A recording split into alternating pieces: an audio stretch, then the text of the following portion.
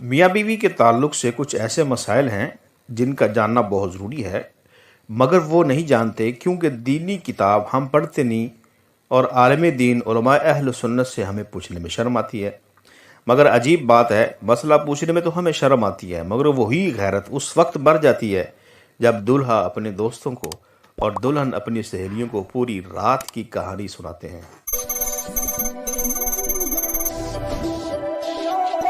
بیوی سے صحبت کرنے کا اسلامی طریقہ کیا ہے اور اس کے آداب کیا ہے؟ شرعی اعتبار سے بیوی سے جس طرح چاہیں صحبت کر سکتے ہیں، کھڑے ہو کر، بیٹھ کر، لیٹ کر، آگے کی طرف سے، پیچھے کی طرف سے، مرد اوپر ہو اور عورت نیچے یا اس کے برعکس، سب طرح بیوی سے صحبت کرنا جائز ہے، درست ہے۔ البتہ پچھلی شرمگاہ میں صحبت کرنا جائز نہیں، حرام ہے۔ اور جماع میں بہتر طریقہ یہ ہے کہ عورت نیچے ہو اور مرد اوپر، اگرچہ اس کے برعکس بھی تو جائز ہے۔ اور اگر مرد عورت سے پہلے فارغ ہو جائے تو اسے عورت کے فارغ ہونے تک مشغول رہنا چاہیے، ہٹنا نہیں چاہیے، اور صحبت سے پہلے عورت کو جماع کے لیے مکمل طور پر آمادہ بھی کر لینا چاہیے۔ پیار و محبت کی باتیں اور کام کے ذریعے عورت کو مکمل طور پر تیار کیے بغیر صحبت کرنا اچھا نہیں ہے، اور صحبت کے بعد دونوں کو پیشاب بھی کر لینا چاہیے تاکہ اگر کوئی منی کا خطرہ سوراخ میں رہ گیا ہو تو وہ خارج ہو جائے۔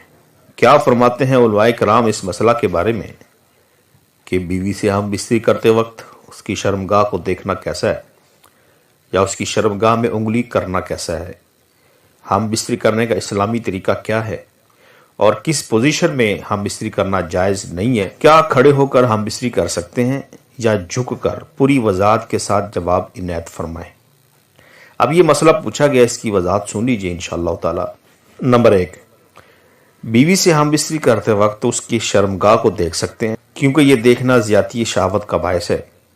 ہاں، البتہ مباشرت کے آداب میں سے یہ ہے کہ عورت بیوی کے شرمگاہ کو نہ دیکھا جائے، کیونکہ شرمگاہ دیکھنے سے اگرچہ شہوت ابھرتی ہے مگر آنکھوں کو نقصان ہوتا ہے، یعنی آنکھوں کی روشنی کمزور ہو جاتی ہے، اور اس کے شرمگاہ میں انگلی کا داخل کرنا جائز ہے، مگر اس سے بچنا زیادہ بہتر ہے۔ اگرچہ اس سے شہوت میں اضافہ ہوتا ہے مگر یہ فعل نہ کیا جائے تو زیادہ بہتر ہے۔ مرد و عورت کو ایک دوسرے کا سطر یعنی شرمگاہ دیکھنا جائز ہے، چھونا بھی جائز ہے، مگر حکم یہی ہے کہ مقام مخصوص شرمگاہ کی طرف نہ دیکھا جائے کہ اس سے نسیان یعنی کہ حافظہ، ذہانت کمزور ہونے کا مرض لاحق ہو جاتا ہے اور نگاہ بھی کمزور ہو جاتی ہے۔ ام المومنین حضرت عائشہ صدیقہ رضی اللہ تعالی عنہا فرماتی ہیں، یعنی میں نے حضور نبی اکرم صلی اللہ علیہ وسلم آپ کا سطر کبھی نہیں دیکھا۔ اور ہم بستری کرنے کا اسلامی بہتر طریقہ یہ ہے کہ جب شوہر اپنی بیوی سے ہم بستری کا ارادہ کرے، اور بالخصوص شادی کی پہلی رات جسے سہاگ رات بھی کہتے ہیں، اور اس کے بعد جب بھی ہو تو شوہر کو چاہیے کہ ان آداب اور طریقہ کار کے مطابق عمل کرے۔ انشاءاللہ تعالی شیطان کے دست برد سے یعنی مداخلت سے محفوظ رہیں گے، نیک اور صالح اولاد پیدا ہوگی۔ اس کے بعد شوہر اپنی دلہن کے پیشانی کے تھوڑے بال نرمی اور محبت کے ساتھ پکڑ کر یہ دعا پڑھے: اللہم انی اسألک خیرہا وخیر ما جبلتہا علیہ واعوذ بک من شرہا وشر ما جبلتہا علیہ۔ سنن ابی داؤد کی حدیث پاک ہے، رقم الحدیث 2160۔ پھر بیوی سے ایسی باتیں کریں جس سے اس کی شہوت میں غلبہ پیدا ہو۔ حضور نبی اکرم صلی اللہ علیہ وسلم نے ارشاد فرمایا کہ کوئی شخص مثل چھپائے کہ اپنی زوجہ پر نہ جا پڑے، بلکہ اس کو چاہیے کہ پہلے بوس و کنار اور آہستہ بات چیت سے آمادہ کرے، اور جب اس سے مباشرت کرے تو بہتر یہ ہے کہ عورت کمر کے بل سیدھی لیٹے اور مرد اس کے دونوں رانوں کے درمیان آ کر فعل مباشرت میں مشغول ہو۔ قرآن مقدس میں ہے فَلَمَّا تَغَشَّاهَا حَمَلَتْ حَمْلًا خَفِيفًا، سورۃ الاعراف آیت نمبر 189۔ پھر جب مرد اس عورت پر چھایا تو اسے ایک ہلکے سے بوجھ کا حمل ہو گیا، یعنی اس کی صورت یہی ہو سکتی ہے کہ عورت کمر کے بل لیٹے اور مرد اس کے دونوں رانوں کے درمیان، تو اس طرح مرد کے جسم سے عورت کا جسم ڈھک جاتا ہے۔ یہی اسلامی اور بہتر طریقہ ہے۔ اور حیض کی حالت میں بیوی سے ہم بستری کرنا جائز نہیں ہے۔ قرآن مقدس میں ہے وَيَسْأَلُونَكَ عَنِ الْمَحِيضِ قُلْ هُوَ أَذًى فَاعْتَزِلُوا النِّسَاءَ فِي الْمَحِيضِ وَلَا تَقْرَبُوهُنَّ حَتَّى يَطْهُرْنَ فَإِذَا تَطَهَّرْنَ فَأْتُوهُنَّ مِنْ حَيْثُ أَمَرَكُمُ اللَّهُ۔ آپ سے حیض کے بارے میں پوچھتے ہیں تو فرمائیں وہ ناپاکی ہے، تو حیض کے دنوں میں عورتوں سے الگ رہو اور ان کے قریب نہ جاؤ جب تک پاک نہ ہو جائیں۔ پھر جب خوب پاک ہو جائیں تو ان کے پاس وہاں سے جاؤ جہاں سے اللہ نے تمہیں حکم دیا ہے۔ اور افراد و تفرید کی راہ چھوڑ کر اعتدال کی تعلیم فرمائی گئی ہے، اور بتایا گیا ہے کہ حیض کی حالت میں عورتوں سے ہم بستری کرنا حرام ہے، اور چونکہ یہ قرآن کی واضح آیت سے ثابت ہے لہذا ایسی حالت میں جائز جاننا کفر ہے، اور حرام سمجھ کر لیا تو سخت گناہ گار ہے اور اس پر توبہ فرض ہوگی۔ عورتوں سے کھڑے ہو کر یا لیٹ کر یا بیٹھ کر یا جھک کر ہر طرح سے ہم بستری کرنا جائز ہے، مگر کھڑے ہو کر ہم بستری کرنے سے بدن کمزور اور ضعیف ہو جاتا ہے، اور بعض کتب میں ہے کہ کھڑے ہو کر ہم بستری کرنے سے راشا کا مرض ہو جاتا ہے۔ قرآن مقدس میں ہے نساؤکم حرث لکم فاتوا حرثکم انا شئتم۔ ترجمہ: تمہاری عورتیں تمہارے لیے کھیتیاں ہیں تو اپنی کھیتیوں میں جس طرح چاہو آؤ۔ اور اس آیت کے تعلق سے تفسیر صراط الجنان میں ہے کہ عورتوں کے متعلق فرمایا کہ وہ تمہاری کھیتیاں ہیں، یعنی عورتوں کی قربت سے نسل حاصل کرنے کا ارادہ کرو، نہ کہ صرف اپنی خواہش پوری کرنے کا۔ اس عورت سے ہر طرح ہم بستری جائز ہے، لیٹ کر، بیٹھ کر، کھڑے کھڑے، بشرطے کہ صحبت اگلے مقام سے ہو۔ میاں بیوی کے تعلق سے کچھ ایسے مسائل ہیں جن کا جاننا بہت ضروری ہے، مگر وہ نہیں جانتے کیونکہ دینی کتاب ہم پڑھتے نہیں، اور عالم دین علماء اہل سنت سے ہمیں پوچھنے میں شرم آتی ہے۔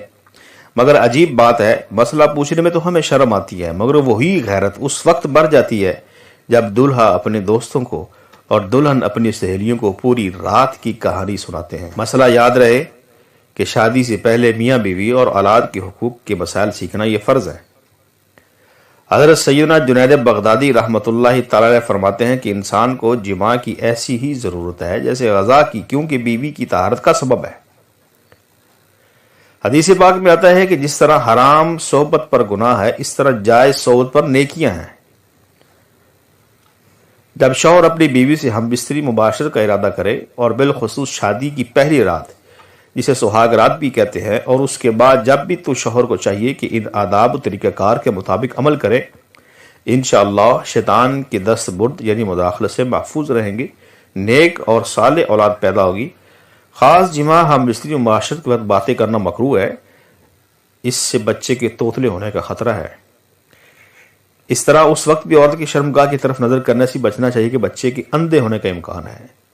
یوں ہی بالکل برہنہ ننگے بھی ہم بستری مباشرت صحبت نہ کرے، ورنہ بچے کے بے حیا ہونے کا اندیشہ ہے۔ اور اگر کپڑے بالکل اتار کر ہم بستری کرنا ہے تو ایک بڑی چادر دوران ہم بستری اپنے اوپر اوڑھ لیں تاکہ پردہ پوشی ہو سکے۔ بالکل ننگے ہو کر ہم بستری کرنا گدھا گدھی کی طرح جفتی کرنا کہلائے گا، جو کہ شریعت کے نزدیک ناپسندیدہ عمل ہے۔ ہم بستری کے وقت بھی بسم اللہ شریف پڑھنا سنت ہے، اور یہ دعا پڑھیں: بسم اللہ اللہم جنبنا الشیطان وجنب الشیطان ما رزقتنا۔ ترجمہ: اللہ تعالیٰ کے نام سے اے اللہ ہمیں شیطان سے دور رکھ، اور جو کچھ ہمیں عطا کرے اس سے بھی شیطان کو دور رکھ۔ یاد رہے کہ سطر کھولنے سے پہلے پڑھے، اور سب سے بہتر ہے کہ جب کمرے میں داخل ہو تب بھی بسم اللہ شریف پڑھ کر دایاں قدم اندر رکھ کریں۔ اگر ہمیشہ ایسا کرتا رہے گا تو شیطان کمرے سے باہر ہی ٹھہرے گا، ورنہ وہ بھی آپ کے ساتھ شریک ہوگا۔ عورت کے اندر مرد کے مقابلے میں 100 گنا زیادہ شہوت ہے، مگر اس پر حیا کو مسلط کر دیا گیا ہے، تو اگر مرد جلدی فارغ ہو جائے تو فوراً اپنی بیوی سے جدا نہ ہو، بلکہ کچھ دیر ٹھہرے پھر الگ ہو۔ جماع کے وقت کسی اور کا تصور کرنا بھی زنا ہے اور سخت گناہ ہے۔ جماع کے لیے کوئی وقت مقرر نہیں، ہاں بس اتنا خیال رہے کہ نماز فوت نہ ہونے پائے، کیونکہ بیوی سے بھی نماز، روزہ، اعتکاف، حیض، نفاس اور نماز کے ایسے وقت میں صحبت کرنا کہ نماز کا وقت نکل جائے تو یہ حرام ہے۔ مرد کا اپنی عورت کی چھاتی کو منہ میں لگانا جائز ہے، مگر اس طرح کہ دودھ حلق سے نیچے نہ اترے، یہ حرام ہے۔ لیکن ایسا ہو بھی گیا تو توبہ کرے، مگر اس سے نکاح پر کوئی فرق نہیں آتا۔ مرد و عورت کو ایک دوسرے کا سطر شرمگاہ دیکھنا، چھونا جائز ہے، مگر حکم یہی ہے کہ مقام مخصوص یعنی شرمگاہ کی طرف نہ دیکھا جائے کہ اس سے نسیان یعنی حافظہ کمزور ہونے کا مرض ہوتا ہے اور نگاہ بھی کمزور ہوتی ہے۔ ہم بستری مباشرت سے فراغت کے بعد مرد و عورت کو الگ الگ کپڑے سے اپنا سطر صاف کرنا چاہیے، کیونکہ دونوں کا ایک ہی کپڑا استعمال کرنا نفرت اور جدائی کا سبب ہے۔ آج کل کے جدید دور میں ٹیشو پیپر کا استعمال نہایت آسان، مفید ہے۔ گھر میں ایک پیکٹ ٹیشو کا ضرور رکھیں۔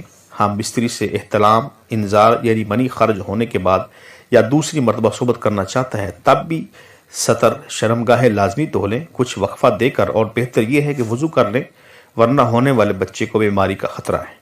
جمعہ کے بعد لڑکے کی پیدائش کا ارادہ ہے تو عورت کو فوراً دائیں پہلو کروٹ لینے کا حکم دیں کہ اگر نطفہ قرار پا گیا تو انشاءاللہ لڑکا ہی ہوگا، اور اگر لڑکی کی پیدائش کا ارادہ ہے تو عورت کو بائیں پہلو کروٹ کا کہیں، اور عورت فوراً بائیں کروٹ لے لے اور کچھ دیر لیٹی رہے تو انشاءاللہ لڑکی پیدا ہوگی۔ اور اگر اولاد کے حصول کا ارادہ نہیں تو مباشرت میں انزال کے فوراً بعد عورت سیدھی کھڑی ہو جائے۔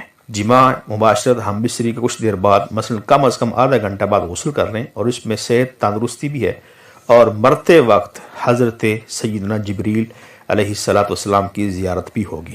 جماع کے فوراً بعد پانی پینا صحت کے لیے مفید نہیں، لہذا کچھ وقفے کے بعد پانی ہی پی سکتے ہیں۔ طبیب کہتے ہیں کہ ہفتے میں 2 بار سے زیادہ صحبت کرنا ہلاکت کا باعث ہے۔